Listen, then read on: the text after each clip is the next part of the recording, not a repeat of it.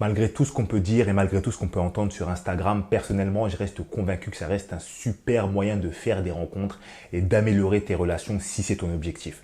Parce que tu peux rentrer en contact avec des personnes, tu peux voir ce qu'elles font, tu peux voir quels sont leurs signes d'intérêt, ce qu'elles font en direct live grâce aux outils comme les stories, etc., etc.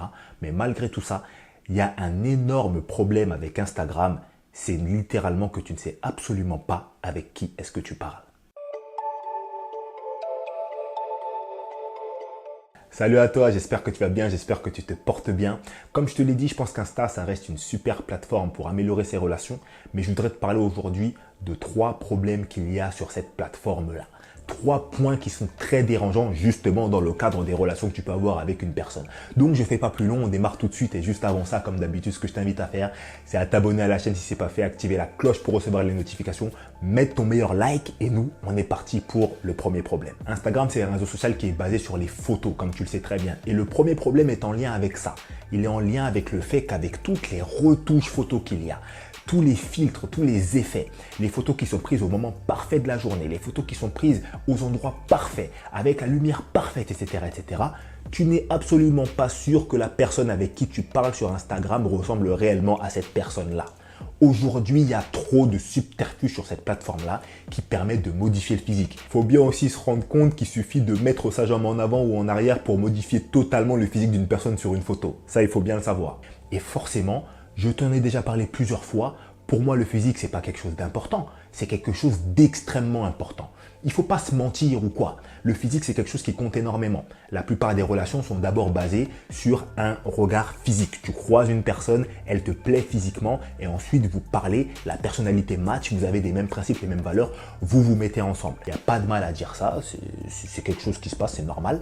Mais forcément, là, tu peux commencer une relation directement sur un mensonge en fait. Tu vois, tu n'as même pas encore parlé avec une personne qui a déjà du mensonge. Cette personne-là n'est pas comme elle est. Je ne sais pas si tu te rends compte qu'aujourd'hui, sur Instagram, il y a beaucoup de personnes, notamment des femmes, qui sont incapables de poster une story sans mettre un filtre. Là, clairement, on est dans de la dépendance, on est dans de l'addiction. Tu vois. Et puis, il y a des personnes qui vont dire « Ouais, mais non, mais ça améliore, etc. etc. » Ouais, ça améliore, il n'y a pas de souci. Mais le problème, c'est que si tu améliores 24 heures sur 24 ton image virtuelle, il ne faut pas s'étonner après que quand on te voit en vrai, on te considère un petit peu comme une arnaque. C'est totalement normal. Vous voyez ce que je veux dire? On a tous déjà vu des pubs de McDo ou des pubs de Quick ou quoi. Tu regardes le sandwich il est frais. Tu te dis non, le sandwich il est balèze, il est clean. Tu arrives au McDo, tu ouvres la boîte. Oh. Tu dis oh. Faut arrêter. Et bien c'est exactement la même chose qu'il y a avec Instagram au niveau du physique. À force de toujours vouloir montrer un meilleur physique, toujours vouloir montrer la meilleure image de soi-même, et bien on peut très facilement arriver à montrer une fausse image de soi-même. Le deuxième problème que je voulais aborder avec toi, il va être basé sur la personnalité et le lifestyle. Comme on l'a dit, étant donné qu'Instagram c'est un réseau d'apparence, les gens vont chercher à montrer leur meilleure vie, leurs meilleurs aspects de leur physique, mais aussi de leur personnalité et de tout ce qui les entoure sur la plateforme. Et ça mène à quoi? Ça mène à des personnes qui vont montrer un style de vie, un lifestyle qu'elles n'ont pas.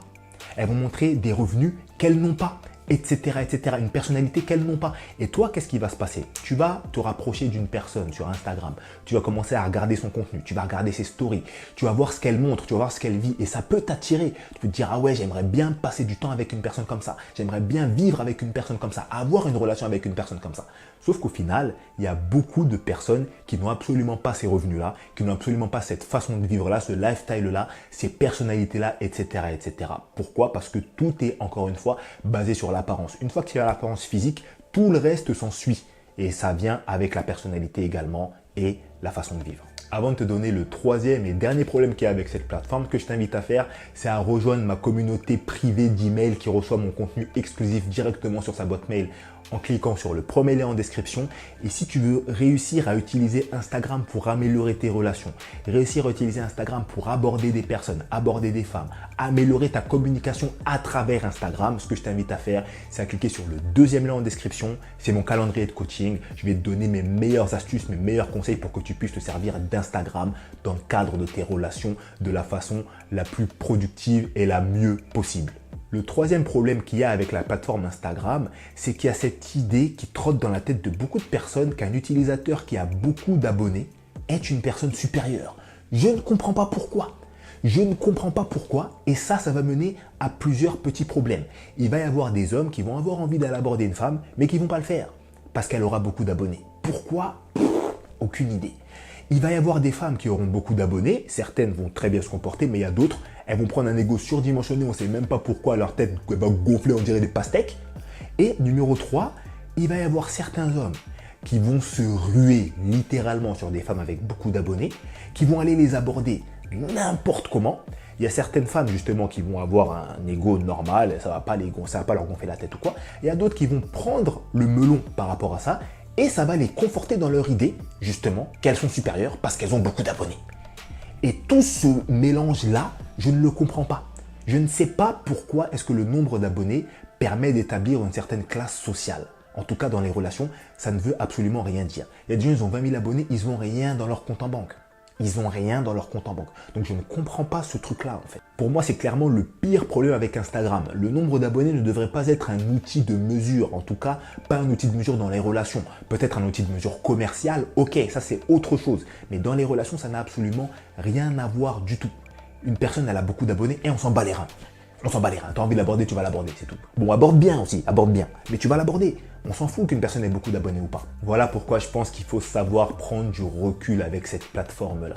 Si tu vois le physique d'une personne qui te plaît, il faut que tu gardes en tête que c'est peut-être un mensonge. Si tu vois le lifestyle d'une personne qui te plaît, il faut que tu te dises que ça peut potentiellement être un mensonge. Et voilà pourquoi je pense aussi que les relations, en tout cas les rencontres en physique, en réel, dans la vraie vie, restent mieux. Même si aujourd'hui c'est beaucoup plus compliqué. C'est beaucoup plus compliqué avec le contexte sanitaire dans lequel on est. C'est beaucoup plus compliqué parce qu'il y a des hommes qui font n'importe quoi. Ils vont insulter les femmes quand les femmes elles les refusent. Ils vont les taper, etc., etc. Donc ils mettent tous les autres hommes en galère.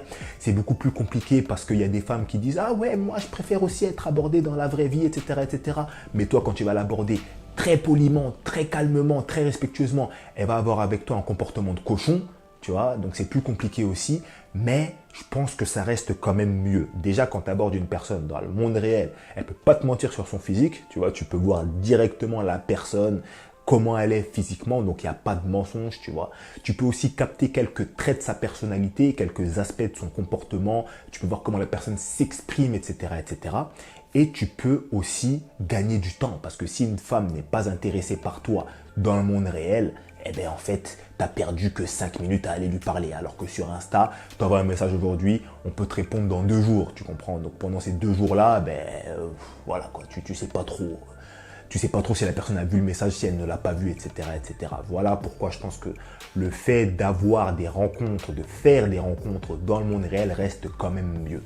Moi, vraiment, ce que je voudrais, c'est que tu me donnes ton avis là-dessus dans les commentaires, ça m'intéresse. Et je t'invite à continuer en regardant cette vidéo qui parle également d'Instagram. Moi, je te laisse là et je te dis à la prochaine. Salut à toi.